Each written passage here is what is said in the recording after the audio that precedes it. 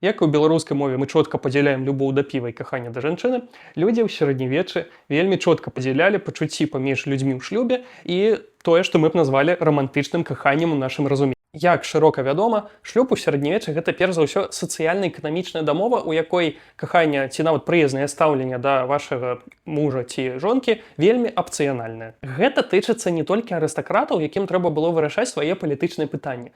Звычайныя людзі таксама хацелі ажаніцца з чалавекам з прыстойнай сям'і, і для іх гэта таксама было перш за ўсё эканамічнае партнёрства, у якім агульнае выжыванне залежыць ад таго, ці робіць кожны з гэтых партнёраў сваю частку працы. Але тут было месца эмацыянальнай сувязі, і ў сярэднявечных аўтараў было для яе дакладнае слова дилектив. Гэта не рамантычнае каханне. Гэта з латыні можна перакласці бліжэй да азначэння любові ў платанічным сэнсе, то бок больш звязанае з павагай, пашанай. Адзін з сапраўдных прыкладаў дилектив гэта кароль Германіі Генрых IV. У 1069 годзе ён публічна абвясціў, што хоча разысціся са сваёй жонкай Бертай Савойскай, прычым з вельмі сучаснай прычыны. Ён не лічыць, што яны адно іншаму пасуюць. Асяроддзе караля і папа рымскі неяк не ацэнілі гэтую прагрэсіўнасць і змусілі супругаў застацца разам. Але здаецца, што падчас гэтага шлюбу яны развілі сапраўдную чалавечую сувязь, і Берта падтрымлівала свайго мужа ва ўсіх ягоных шматлікіх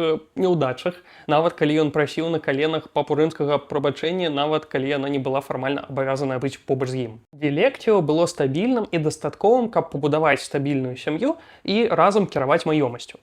Але дзе было ж сапраўднае гэтае каханне ў нашым разуменні? Пра гэта мы паразмаўляем у наступным відэа.